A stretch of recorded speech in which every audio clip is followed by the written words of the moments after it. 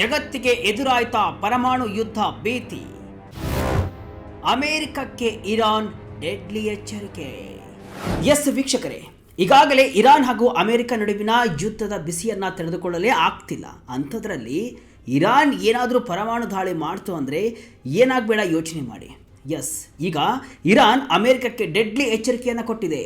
ಅದನ್ನು ಕೇಳಿ ಈಗ ಇಡೀ ಜಗತ್ತೇ ಒಂದು ಕ್ಷಣ ಆತಂಕಕ್ಕೆ ಒಳಗಾಗಿದ್ದು, ಯಾವುದೇ ಕ್ಷಣದಲ್ಲಾದರೂ ಕೂಡ ಮೂರನೇ ಮಹಾಯುದ್ಧ ನಡೆಯುವ ಎಚ್ಚರಿಕೆಯನ್ನು ಈಗ ತಜ್ಞರು ಕೊಟ್ಟಿದ್ದಾರೆ.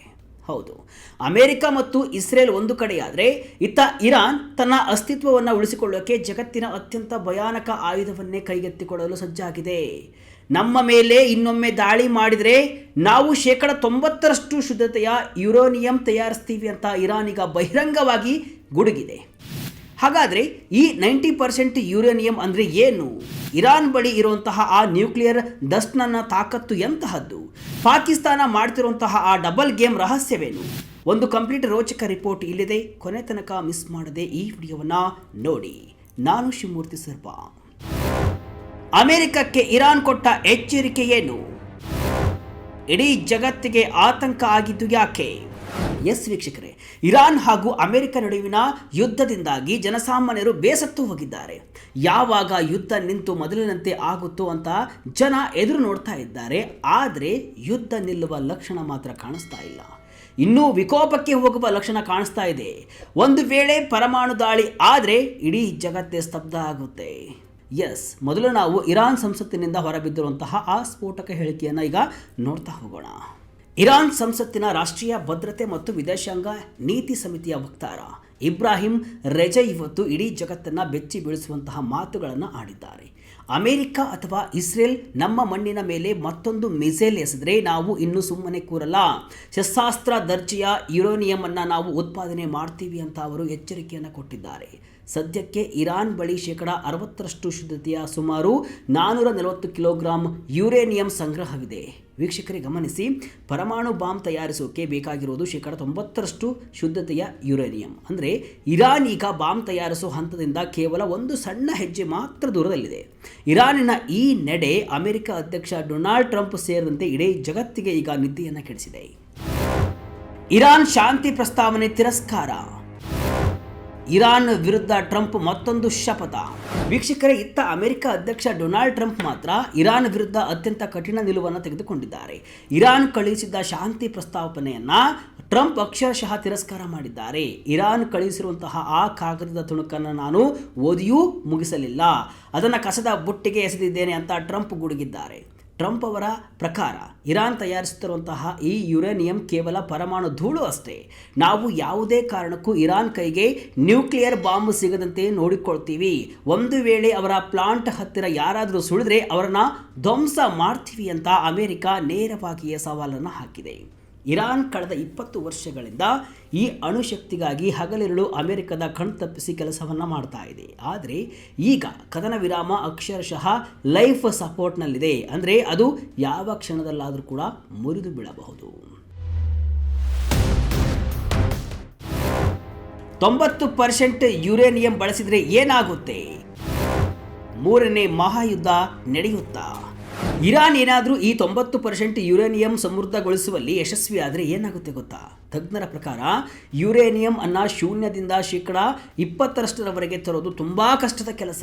ಆದರೆ ಒಮ್ಮೆ 60% ತಲುಪಿದ ಮೇಲೆ ಅದನ್ನು 90% ಮಾಡೋದು ಅತ್ಯಂತ ಸುಲಭ ಮತ್ತು ವೇಗದ ಪ್ರಕ್ರಿಯೆ.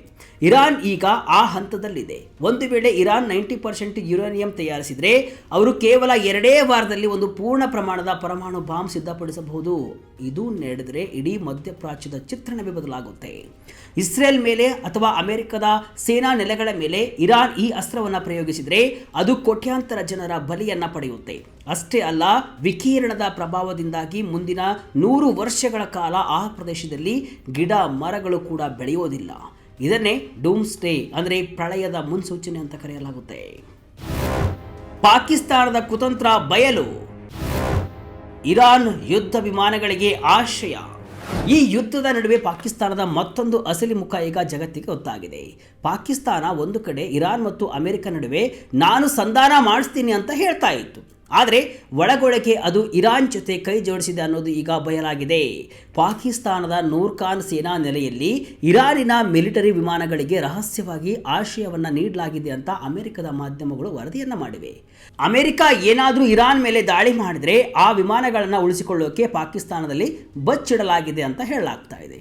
ಇದರಿಂದ ಕೆರಳಿರುವಂತಹ ಅಮೆರಿಕದ ಪ್ರಭಾವಿ ಸಂಸದ ಲಿಂಡ್ಸೆ ಗ್ರಾಹಂ ಪಾಕಿಸ್ತಾನ ನಮಗೆ ದ್ರೋಹ ಮಾಡ್ತಾ ಇದೆ, ಇನ್ನು ಮುಂದೆ ಅವರನ್ನು ಮಧ್ಯಸ್ಥಗಾರ ಅಂತ ಒಪ್ಪೋಕೆ ಸಾಧ್ಯವಿಲ್ಲ ಅಂತ ಎಚ್ಚರಿಕೆಯನ್ನು ಕೊಟ್ಟಿದ್ದಾರೆ. ಪಾಕಿಸ್ತಾನ ಮಾತ್ರ ನಾವು ಕೇವಲ ಮಾನವೀಯತೆಯ ದೃಷ್ಟಿಯಿಂದ ವಿಮಾನಗಳನ್ನು ನಿಲ್ಲಿಸಲು ಅವಕಾಶವನ್ನು ನೀಡಿದ್ದೇವೆ ಅಂತ ಕುಂಟು ನೆಪ ಹೇಳ್ತಿದೆ. ಇರಾನ್ ಬಳಿ ಇರುವಂತಹ 11,000 ಕಿಲೋ ಯುರೇನಿಯಂ ರಹಸ್ಯವೇನು? ನ್ಯೂಕ್ಲಿಯರ್ ಪ್ಲಾಂಟ್ ಮೇಲೆ ಜಗತ್ತಿನ ಹದ್ದಿನ ಕಣ್ಣು. ವೀಕ್ಷಕರೇ, ನ್ಯೂಯಾರ್ಕ್ ಟೈಮ್ಸ್ ವರದಿಯ ಪ್ರಕಾರ ಇರಾನ್ ಕಳೆದ 8 ವರ್ಷಗಳಲ್ಲಿ ಬರೋಬ್ಬರಿ 11,000 ಕಿಲೋಗ್ರಾಂನಷ್ಟು ಎನ್ರಿಚ್ಡ್ ಯುರೇನಿಯಂ ಅನ್ನು ಸಂಗ್ರಹ ಮಾಡಿದೆ. ಇಷ್ಟೊಂದು ದೊಡ್ಡ ಪ್ರಮಾಣದ ಯುರೇನಿಯಂ ಇಟ್ಕೊಂಡು ಇರಾನ್ ಏನು ಮಾಡ್ತಿದೆ ಅನ್ನೋದು ಕೂಡ ಈಗಿರುವಂತಹ ದೊಡ್ಡ ಪ್ರಶ್ನೆ. ವಿಶ್ವಸಂಸ್ಥೆಯ ಪರಮಾಣು ಕಣ್ಗಾವಲು ಸಂಸ್ಥೆ ಅಂದರೆ IAEA ಮುಖ್ಯಸ್ಥ ರಾಫೆಲ್ ಗ್ರೋಸಿ ಅವರು ಹೇಳೋ ಪ್ರಕಾರ ಇರಾನಿನ ಬಹುತೇಕ ಯುರೇನಿಯಂ ಈಗ ಇಸ್ಫಹಾನ್ ಎನ್ನುವಂತಹ ಅಣು ಸಂಕೀರ್ಣದಲ್ಲಿದೆ. ಕಳೆದ ವರ್ಷ ಮತ್ತು ಈ ವರ್ಷ ಅಮೆರಿಕ ಇಸ್ರೇಲ್ ಈ ಪ್ಲಾಂಟ್ ಮೇಲೆ ಬಾಂಬ್ ದಾಳಿ ಮಾಡಿದರೂ ಸಹ ಅಲ್ಲಿರುವಂತಹ ಯುರೇನಿಯಂ ಸುರಕ್ಷಿತವಾಗಿದೆ ಎನ್ನಲಾಗ್ತಾ ಇದೆ.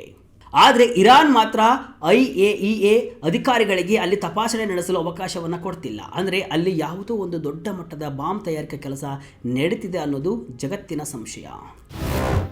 ಹಾರ್ಮುಜ್ ಜಲಸಂಧಿ ವ್ಯಾಪ್ತಿ ವಿಸ್ತರಿಸಿದ ಇರಾನ್, ಚೀನಾಗೆ ಬಿಗ್ ಶಾಕ್ ಕೊಟ್ಟ ಡೊನಾಲ್ಡ್ ಟ್ರಂಪ್. ಈ ಯುದ್ಧದ ಭೀತಿಯ ನಡುವೆಯೇ ಇರಾನ್ ತನ್ನ ಸೇನಾ ತಂತ್ರವನ್ನು ಬದಲಿಸಿದೆ. ಪ್ರಪಂಚದ ಅತಿ ಪ್ರಮುಖ ತೈಲ ಮಾರ್ಗವಾಗಿರೋ ಹಾರ್ಮುಜ್ ಜಲಸಂಧಿಯ ವ್ಯಾಪ್ತಿಯನ್ನು ಈಗ ಇರಾನ್ ಚಾಸ್ಕ್ನಿಂದ ಸಿರಿಯಾ ದ್ವೀಪದವರೆಗೆ ವಿಸ್ತರಿಸಿದೆ. ಅಂದರೆ ಈ ಮಾರ್ಗದಲ್ಲಿ ಬರುವಂತಹ ಯಾವುದೇ ಹಡಗನ್ನು ತಡೆಯುವ ಶಕ್ತಿ ನಮಗಿದೆ ಅಂತ ಇರಾನ್ ಸಾರಿದೆ. ಇತ್ತ ಅಮೆರಿಕ ಕೂಡ ಇರಾನಿನ ಆರ್ಥಿಕ ಬೆನ್ನೆಲುಬನ್ನು ಮುರಿಯೋಕೆ ಮುಂದಾಗಿದೆ. ಚೀನಾಗೆ ಅಕ್ರಮವಾಗಿ ತೈಲ ಮಾರಾಟ ಮಾಡಲು ಇರಾನ್ಗೆ ಸಹಾಯ ಮಾಡುತ್ತಿರುವಂತಹ 10 ಕಂಪನಿಗಳ ಮೇಲೆ ಈಗ ಟ್ರಂಪ್ ಸರ್ಕಾರ ಹೊಸ ನಿರ್ಬಂಧಗಳನ್ನು ಹಾಕಿದೆ. ಇದು ಇಡೀ ಜಗತ್ತೇ ತೈಲ ಬಿಕ್ಕಟ್ಟಿನಲ್ಲಿ ಮುಳುಗುವಂತೆ ಮಾಡಿದೆ.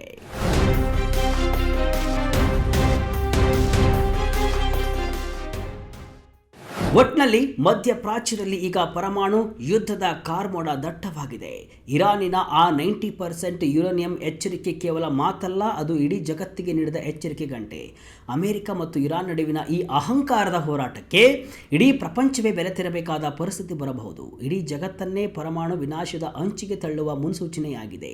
ಈ ನಡುವೆ ಪಾಕಿಸ್ತಾನದಂತಹ ದೇಶಗಳ ಗುಪ್ತ ತಂತ್ರಗಳು ಹಾಗೂ ತೈಲ ಮಾರ್ಗಗಳ ಮೇಲಿನ ಹತೋಟಿ ಇಡೀ ಜಗತ್ತನ್ನ ಆರ್ಥಿಕ ಮತ್ತು ಮಿಲಿಟರಿ ಬಿಕ್ಕಟ್ಟಿಗೆ ದೊಡ್ಡಿದೆ. ಒಂದು ವೇಳೆ ರಾಜತಾಂತ್ರಿಕ ಮಾತುಕತೆ ವಿಫಲವಾಗಿ ಪರಮಾಣು ಯುದ್ಧ ಸಂಭವಿಸಿದರೆ ಅದು ಕೇವಲ ಒಂದು ಪ್ರದೇಶವನ್ನು ಮಾತ್ರವಲ್ಲದೆ ಇಡೀ ಮಾನವ ಸಂಕುಲವನ್ನೇ ಸರ್ವನಾಶ ಮಾಡಬಲ್ಲದು.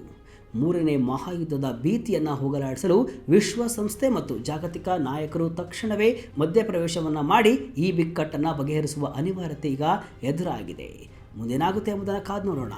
ಇದಿಷ್ಟು ಇವತ್ತಿನ ವಿಶೇಷ.